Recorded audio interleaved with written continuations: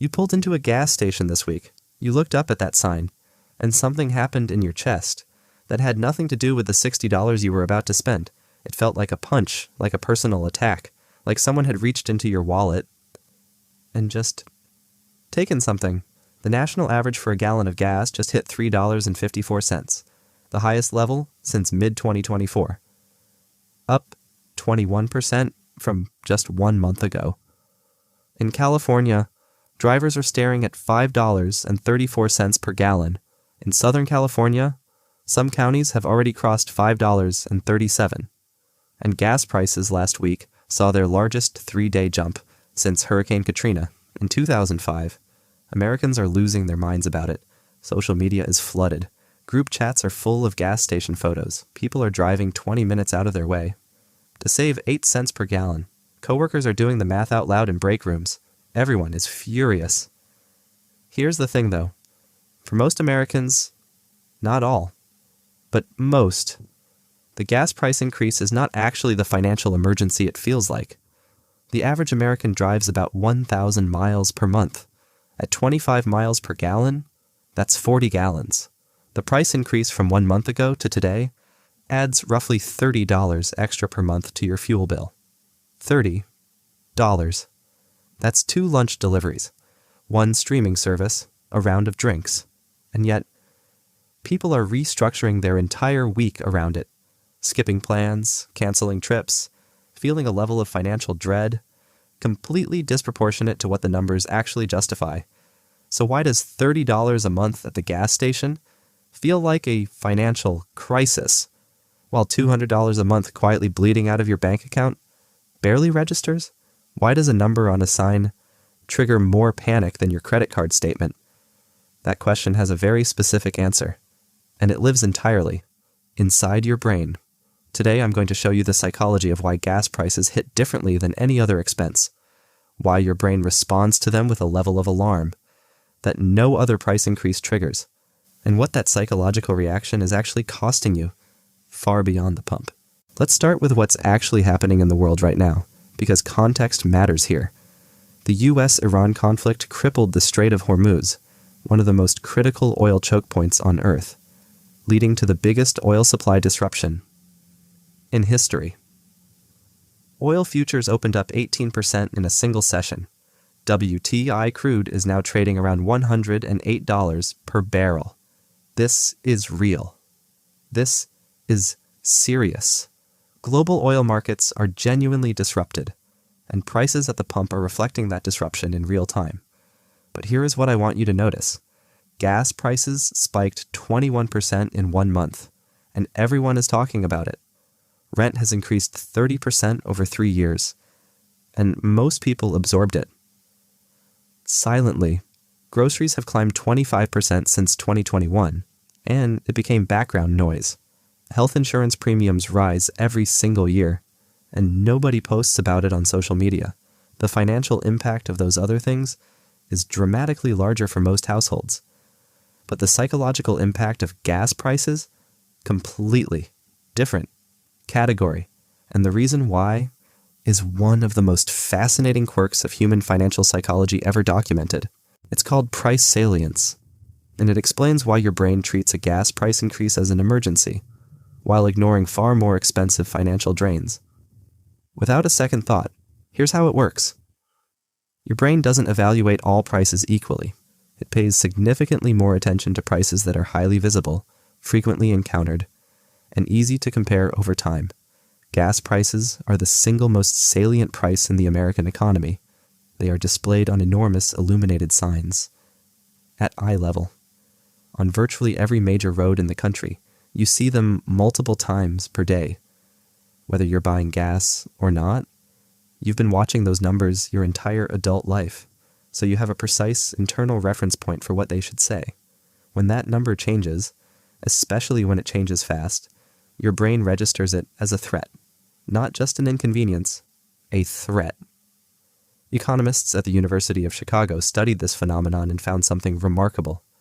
Consumers are roughly 6 times more sensitive to gas price changes than they are to equivalent changes in other expenses. Not 6% more sensitive, 6 times. A $30 monthly increase in gas spending triggers more psychological distress than a $180 monthly increase in rent for many people. That's not rational, but it's completely human. Now here's where loss aversion enters the picture. Nobel Prize-winning psychologist Daniel Kahneman spent decades documenting one of the most consistent findings in all of behavioral economics. Losses feel approximately twice as painful, as equivalent gains feel good.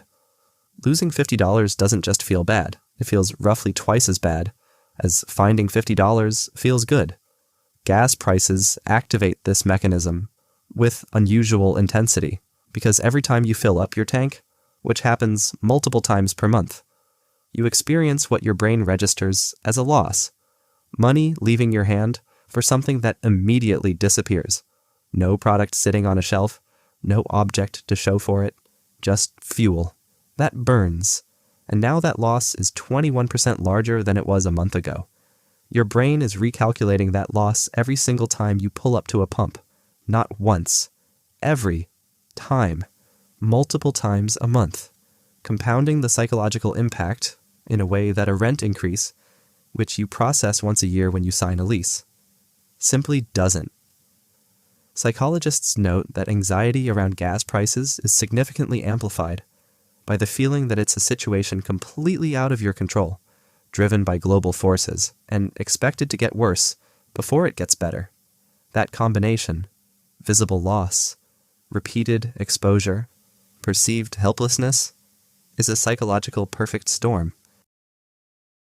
But here's the trap that nobody's talking about. While your brain is consumed by the gas price sign, it is completely ignoring the financial drains that are actually costing you far more. This is called attentional bias. Your brain allocates its concern to the most visible and emotionally charged threat, and essentially goes blind to everything else. According to the American Psychological Association, financial stress is consistently ranked as the top stressor for Americans, ahead of work, ahead of health concerns, ahead of personal relationships. But here's the paradox. The things causing that stress are rarely the most visible ones. Think about what's actually draining most American households right now. Automatic renewals quietly processing every month. Insurance premiums that crept up without a conversation. Minimum payments on credit card balances accumulating interest. At 24% annually, bank accounts earning 0.01%, while high-yield alternatives pay 40 times more. None of these have a giant illuminated sign on every street corner. None of them change overnight in a way that forces you to confront them. They just drain, quietly, invisibly, month after month. And while you're driving an extra 15 minutes to find gas that's 8 cents cheaper, saving maybe $3.20 on a full tank, your credit card compounds interest you'll spend years paying off. Your savings account earns 80 cents for the year. The gas price sign got your full attention. The real financial story happened somewhere you weren't looking. Financial stress does more than make people feel uneasy. It directly affects physical health. People under long-term financial pressure often delay doctor appointments, skip preventive care, cut back on medications to save money, creating a cycle where stress worsens health, and poor health increases financial strain. The psychological response to gas prices, the panic, the fury, the obsessive price comparison, is itself a financial cost. It consumes mental energy that could be directed toward decisions that actually move the needle. It creates a stress response that impairs the quality of every financial decision you make while you're inside it. Stress makes you worse at managing money. Financial pressure creates stress, and stress makes you worse at managing money.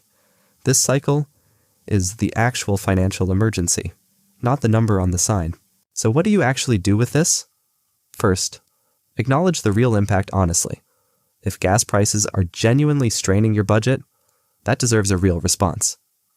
Carpooling, trip consolidation, remote work negotiation, reconsidering a long commute. These are all legitimate strategic moves, but make those decisions from a calm, calculated place, not from the panic state that the illuminated sign triggers. Second, use this moment as a financial audit trigger. Your brain is paying attention to money right now. That attention is valuable. Don't waste it on the gas sign. Open your bank statement. Find every recurring charge. Find the credit card balance compounding silently. Find the savings account earning fractions of a penny. Point your panic somewhere it can actually do damage. Third, understand what your financial panic is actually telling you. Inflation psychology is a state of mind that leads consumers to make hasty decisions based on the belief that things are going to keep getting worse. That psychological state, when it takes over, causes people to make reactive, emotional financial decisions at exactly the moment when calm strategic thinking matters most. The drivers most financially damaged by gas price spikes are not the ones who pay more at the pump. They're the ones who make panicked decisions in response to it, who take on debt to cover short-term cash flow, who abandon investment contributions because everything feels uncertain, who spend energy and money optimizing gas costs, while the real financial story plays out somewhere they're not watching. Here's the broader truth that this moment reveals. The financial decisions that matter most are almost never the ones that feel the most urgent. Gas prices feel urgent. They're visible. They're emotional. They repeat. But the decisions that will define your financial life 5 years from now are quieter, less visible, less emotionally charged, where your savings are sitting, whether your money is working for you or for a bank, whether your recurring expenses reflect your actual life or just the inertia of forgotten decisions, whether you're investing consistently or pausing every time something on the news makes you nervous. The last time gas prices spiked this fast was Hurricane Katrina. In 2005, prices eventually came down. They always do. What didn't come down, for the people who made reactive financial decisions in response to that spike, were the financial consequences of those decisions. The pump will stabilize. The question is whether your financial behavior stabilizes with it, or whether the panic that started at a gas station sign quietly costs you something much larger than a full tank of gas ever could.